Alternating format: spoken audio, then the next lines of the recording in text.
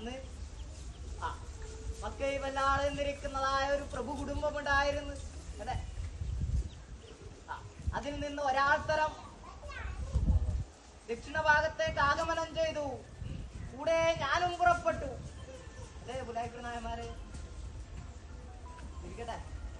അന്ന് ഇളംകുറ്റി സ്വരൂപമായ അല്ലെ കുടവലമാ മുക്കാകത്തിനും മകുടമതാം എന്റെ തൃക്കണ്യാലപ്പൻ. അന്ന് തൃക്കണ്യാലപ്പനെ വണങ്ങി. തൃക്കണ്യാലപ്പനും സന്തോഷമായി. അന്ന് തൃക്കണ്യാലപ്പനോട് എന്റെ അല്ലെ ഒരു അരുളപ്പാടുണ്ടായി. എനിക്ക് തൃക്കണ്യാലപ്പന്റെ സ്വരൂപത്തിങ്കൽ അല്ലെ ഒരു സ്ഥലം വേണമെന്ന്. അന്ന് എന്റെ തൃക്കണ്യാലപ്പൻ എനിക്ക് അല്ലെ പച്ചശരം എഴുതി തന്നു.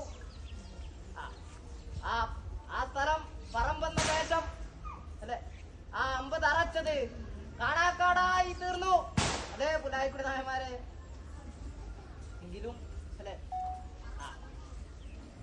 ആ കാണാക്കാടാകാരമായി വസിച്ചു പോരുന്ന ഈ ചണ്ഡിക അല്ലെ ആ കാലത്തിങ്കൽ തന്നെ അല്ലെ പട്ടുവത്തിൽ നിന്ന് അല്ലെ വന്നിരിക്കുന്നതായ ആ വാരാഹി അവതാരം, ആ പട്ടുവത്ത് പഞ്ചുരുളിയും അല്ലെ പുള്ളിപ്പൂവൻ കന്നിക്കുരുമകൻ ഊർപ്പഴിക്കാവിൽ വാണവനും അല്ലെ ഞങ്ങളെ അല്ലെ പ്രതിഷ്ഠിച്ചു കർമ്മിപ്പാൻ അല്ലെ നിങ്ങളുടെ ശ്രേഷ്ഠനായ അല്ലെ ആലമ്പാടി പട്ടേരി എന്ന തന്ത്രിയോട് അല്ലെ അപേക്ഷിച്ചു.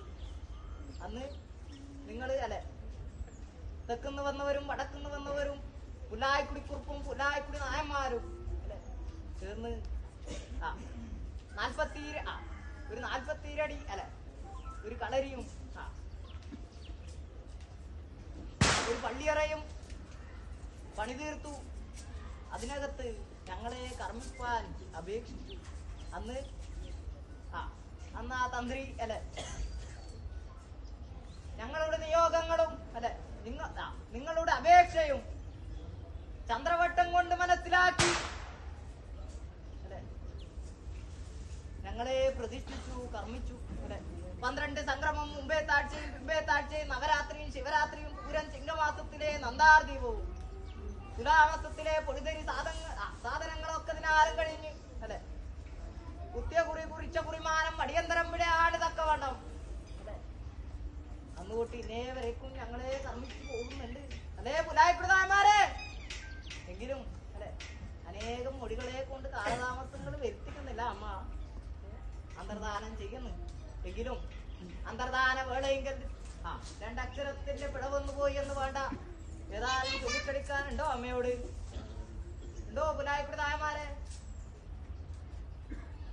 എല്ലാം പറയുന്ന അമ്മ തന്നെ അല്ലെ. എങ്കിലും ഈ 4 പാറ അല്ലെ പറമ്പ് 4 പാറക്കകത്ത് അല്ലെ ഈ മണ്ണിനകത്ത് ഞാനെന്ന കാലകളിയാട്ടത്തിന് അല്ലെ കുല കൊത്തിയതിനു ശേഷം എങ്ങനെയാണ് എന്റെ കാര്യക്കാരൻ എന്നിരിക്കുന്ന അല്ലെ കളിയാട്ടങ്ങൾ നടത്തിച്ചു പോരുന്നത്? നിങ്ങൾ എങ്ങനെയാണ് പുലായിക്കുടി നായന്മാരെ 4 പാറക്കകത്തെ മാലോരോടും തന്നെ എങ്ങനെ നിങ്ങളൊക്കെ അത് നടത്തിച്ചു പോയി? ഞാനെന്ന കാലകളിയാട്ടത്തിന് പുല കൊത്തിയതിനു ശേഷം എങ്ങനെയാണ് അത് നടത്തിച്ചു പോരുന്നത്? എന്താ അറിയില്ലേ നിങ്ങൾക്ക്? അറിയുന്നില്ലെങ്കിൽ അറിയുന്നവരോട് ചോദിക്കണം.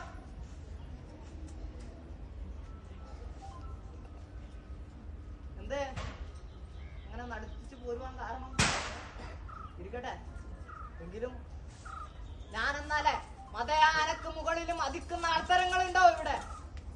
ഉണ്ടോ?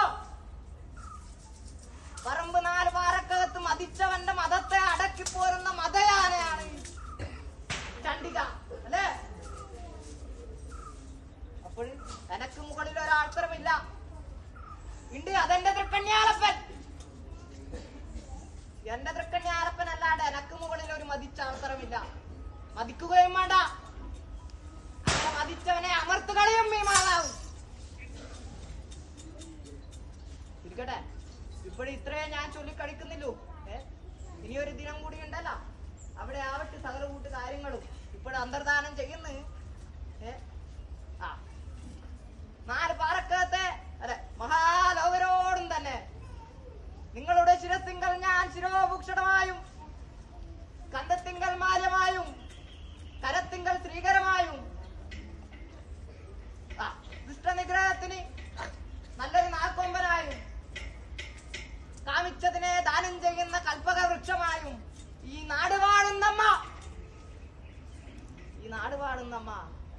ഉണ്ടാവും.